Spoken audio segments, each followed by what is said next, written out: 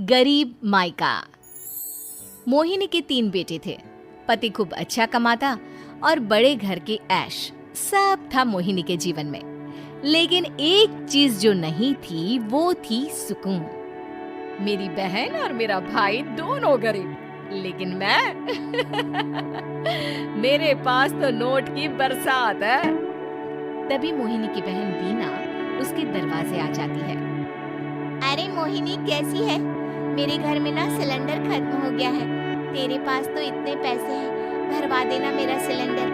पैसे जैसे ही आ जाएंगे मैं दे दूंगी। तभी मोहिनी का पति राकेश आ जाता है। क्या है बिना, ये अपने घर की परेशानी हम लोगों के घर ना गाया करो। तुम्हारी बहन को तुम लोगों पर तरस आ जाता है और वो पैसे देने लग जाती है। मुझे ये बिल्कुल पसंद नहीं है। ऊर्जा जी, नहीं, मैं तो वो बस अच्छा मैं चलती हूँ। बीना वहाँ से चली जाती है। उसके जाने के बाद अच्छा किया जो आपने सुना दिया। अरे न जाने क्या सोचकर मेरे घर आ जाती है कि जैसे यहाँ तो भंडारा भरा है। अरे कितना तो दे दिया। अच्छा जी, जरा 1000 तो देना। वो बिन्नी दीदी है ना, उनके घर जा रही हूँ। उनका पोता हुआ है तो मुंह दिखाई दे दूंगी। हाँ, उन लोगों के आगे तो शो ऑफ किया करो। वो खुद को बड़ा अमीर शो करते हैं ना, दिखा दे कि तू भी किसी से कम नहीं है। हाँ जी, इसी के लिए तो जा रही हूँ। मोहिनी तैयार होकर अपनी बुआ की बेटी के घर जाती है, जहाँ उसके पोते का कार्यक्रम चल रहा होता है। वहाँ वीना भी आई होती है। अरे वीना, क्या जरूरत थी यहाँ आने की? तेरे घर पर गैस नहीं है तो वो भरा लेती। क्या करूँ मोहिनी, बुआ को बुरा लग जाता नहीं जाती तो। वैसे मेरे पास एक जोड़ा बच्चे का कपड़ा रखा था, वही अपनी चांदी के पायल के साथ देने जा रही हूँ। घर पर गैस थी नहीं, सोचा परिवार यहीं खाना खा लेगा, बाकी सुबह का सुबह देखा जाएगा। मोहिनी को बहन पर दया आ जाती है। वो पर्स से 1000 रुपए निकाल कर दे देती है। ले बिना, लेकिन पैसे वापस कर देना, तेरे जीजाजी हिसाब लेते हैं। मोहिनी भी क्या करती, गरीबी में बहन का सहारा ही उसके जीवन जीने का आधार था। फिर एक रोज, सुनिए, भाई के घर बेटी हुई है, मुझे माँ के पास जाना होगा। अरे उस घर में ना कूलर है ना एसी, कैसे रहोगी तुम? हाँ, वही सोच रही हूँ कि अकेली जाऊं, बच्चों को साथ ना ले जाऊं। चली जाओ, लेकिन ये जो तुम अपने गरीब परिवार से मिलने चली जाती हो ना, मुझे बिल्कुल अच्छा नहीं लगता। पता नहीं मैं भी कैसे मैनेज करती हूँ, लेकिन क्या करूँ। मोहिनी भाई भाभी के घर आती है। मोहिनी, कैसे आना हुआ? तो यहाँ हम लोगों के घर रह लेगी या फिर किसी होटल में रहेगी? क्या हो गया है माँ? मोहिनी को क्यों ऐसे बोल रहे हैं आप? अरे तू नहीं जानती अपनी ननद को, पैसे वाली है ना, तो ऐड कुछ ज्यादा ही है। मोहिनी को माँ की बात का बुरा नहीं लगता है, क्योंकि उसे पता ही नहीं चलता कि माँ उसे जली कटी सुना रही है। वो भाभी की बच्ची के साथ लेन देन करती है और वहाँ से चली जाती है। उसके जाने के बाद, माँ, क्यों आप मोहिनी को इतनी सारी बातें सुनाती हो? भाई का बेटा बोल पड़ता है। माँ, क्योंकि दादी जानती है बुआ के अंदर घमंड है। सही बोल रहा है मोहन, बहू भले तुझे ना दिखता हो, लेकिन मुझे और मोहन को दिखता है कि वो कितनी घमंडी है। मोहिनी मायके आती है, जहाँ गरीबी के कारण चीजें कम होती हैं। इस मोहन के बच्चे को काम पर लगा दो ना, किसी दुकान या किसी होटल में। बर्तन धो दिया करेगा, कम से कम 4 पैसे और आएंगे घर में। देख मोहिनी, माना तेरे पास पैसा है, लेकिन तेरे भाई के दिन इतने भी बुरे नहीं चल रहे कि वो अपने बच्चे की पढ़ाई रुकवा कर उससे बर्तन धुलवाए।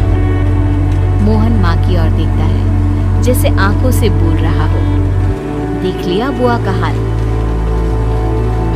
हाँ मोहिनी, बात तो सही है, लेकिन अभी मोहन को पढ़ना है। आखिर तुम भी तो अपने दोनों बेटों को पढ़ा रही हो ना। मेरे बेटों से कैसे कंपेयर कर सकती हैं आप? वो तो कलेक्टर बनेंगे। हाँ, कल को वो मोहन को नौकरी में रख लेंगे, क्यों? मोहिनी कुछ दिन और रहकर चली जाती है। धीरे धीरे दिन बीतता है। मोहन बड़ा होता है और कड़ी मेहनत से सफल भी हो जाता है।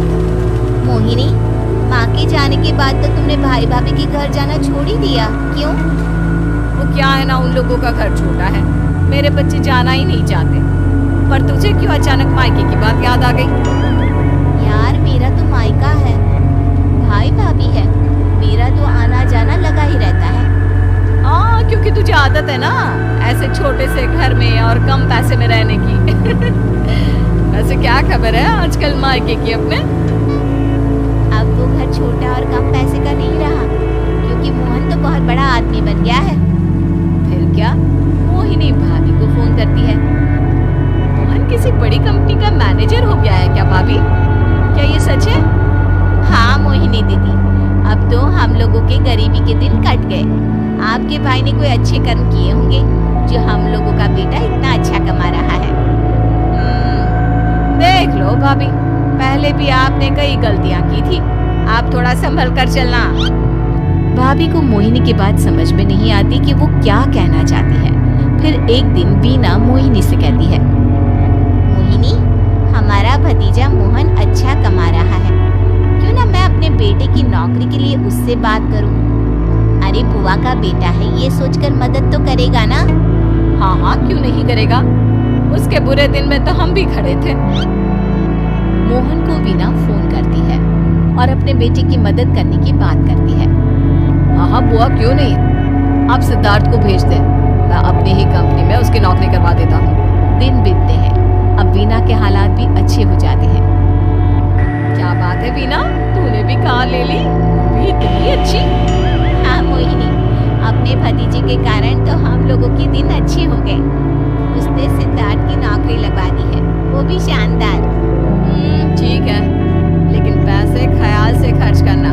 तो क्या है ना, पैसे आने आसान है लेकिन संभालने मुश्किल। मोहिनी घर पर अपने पति से बात करती है। देखो ना, सबके पास पैसे हैं। एक वक्त था जब मैं ही अमीर हुआ करती थी।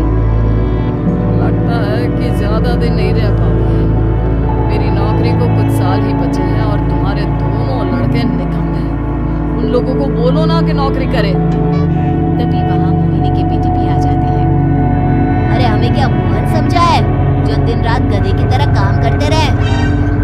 दिन फिरते हैं और मोहिनी के पति की नौकरी भी खत्म हो जाती है। मोहिनी क्या करे, थोड़े से पैसे में गुजारा नहीं हो रहा है, तो क्या करे, मेरी समझ में कुछ नहीं आ रहा। मोहन को बोलो ना कि वो इन दोनों के लिए नौकरी देखे, जैसे सिद्धार्थ के लिए नौकरी देखी है। मोहिनी क्या कहती, उसे अपने वो दिन याद आ जाते हैं जब उसने भाभी से मोहन को नौकर बनने की सलाह दी थी। क्या हो गया, क्या सोच रही हो मोहिनी? यही कि वक्त कभी भी किसी का भी पलट सकता है, ऊपर वाले से डर कर रहना चाहिए।